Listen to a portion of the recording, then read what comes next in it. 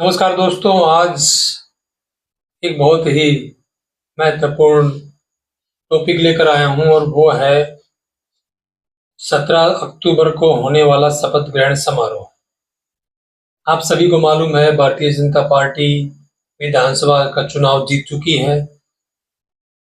उसकी 48 सीटें आई और 3 पर निर्दलीय जीत चुके हैं, जिन्होंने अपना समर्थन भारतीय जनता पार्टी को दे दिया है। तो इसी बीच मुख्यमंत्री कौन होगा, इसको लेकर चर्चाएं शुरू हो गई हैं।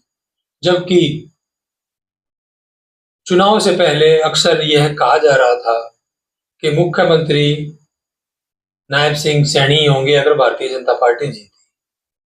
लेकिन आजकल जिस तरह की चर्चाएं हरियाणा प्रदेश के अंदर या समाचार पत्रों में या टेलीविजन में चल रही हैं कि हो सकता है भारतीय जनता पार्टी अपना मुख्यमंत्री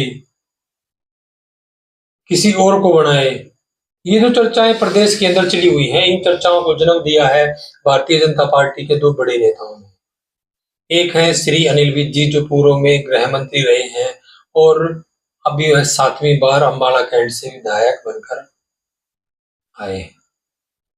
और दूसरे हैं गुरुग्राम के सांसद श्री राव इंद्रजीत जी, जो केंद्र में मंत्री हैं और उनकी बेटी ने अटेली से विधानसभा का चुनाव जीता है।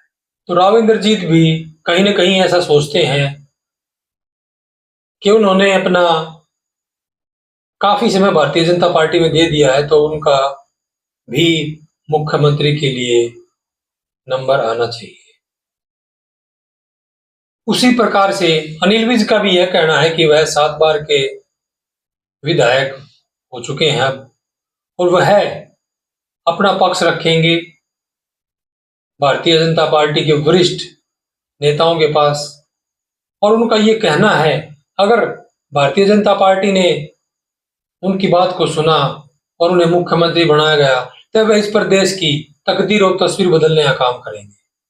वह अपनी बात भारतीय जनता पार्टी के राष्ट्रीय अध्यक्ष श्री जेपी नड्डा जी के पास रख चुके हैं। और कहीं ना कहीं राव इंद्रजीत की तरफ से भी भारतीय जनता पार्टी के वरिष्ठ नेताओं को संदेश जा चुका है। तो इसलिए हरियाणा के अंदर चुनाव से पहले की स्थिति और चुनाव के बाद की स्थिति में बहुत अंतर आ चुका है। इसी बीच श्री कृष्णलाल पवार ने राज्यसभा से इस्तीफा दे दिया है, जिसके बाद और ज्यादा कयास लगने शुरू हो गए हैं कि हो सकता है कि कृष्णलाल पवार को प्रदेश का मुख्यमंत्री बना दिया जाए, क्योंकि भारतीय जनता पार्टी कहीं ना कहीं ये सोच रही है कि वह किसी दलित को मुख्यमंत्री बनाकर और अपनी भविष्य की राजनीति को मजबूत कर सके। क्योंकि आज तक हरियाणा प्रदेश में कोई भी दलित मुख्यमंत्री नहीं बना। वह न ही कभी कांग्रेस पार्टी की तरफ से बनाया गया, न ही कभी भारतीय जनता पार्टी, या न ही पहले कभी आईएनएलडी की सरकार रही या अन्य दलों की सरकार रही, उन्होंने भी किसी दलित को हरियाणा में आज तक मुख्यमंत्री नहीं बनाया। फिर दूसरा नाम आता है श्री किशन बेदी का। वह काफी लंबे समय से मनोहर लाल खट्टर जी के साथ रहे हैं। वह 2014 में जो सरकार बनी थी उसके अंदर श्री कृष्ण बेदी मंत्री थे। उसके बाद अगला चुनाव 2019 में जो चुनाव हुआ उसमें कृष्ण बेदी जी चुनाव हार गए, लेकिन उसके बावजूद भी मनोहर लाल खट्टर जी ने उनको अपना पॉलिटिकल एडवाइजर बनाया। तो कहीं ना कहीं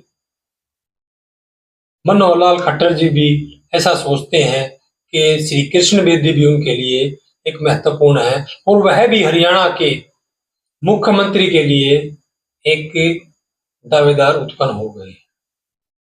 तो इस प्रकार से हरियाणा के अंदर चुनाव से पहले और चुनाव के बाद की स्थिति में बहुत बदलाव आ चुका है। इसीलिए भारतीय जनता पार्टी के जो वरिष्ठ पदाधिकारी हैं, उन्होंने श्री अमित शाह जी को हरियाणा का पर्यवेक्षक बनाकर भेजा है।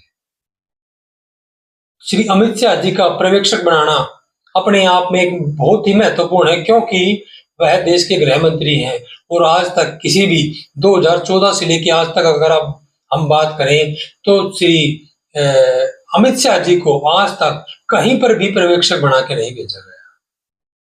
तो हरियाणा में ऐसी जटिल स्थिति उत्पन्न हो चुकी है। उस जटिल स्थिति से निपटने के लिए ही और नैब सिंह सैनी को फिर से मुख्यमंत्री बनाने के लिए ही अमित शाह जी ने कमान संभाल ली है और वह 16 तारीख को हरियाणा पहुंच जाएंगे।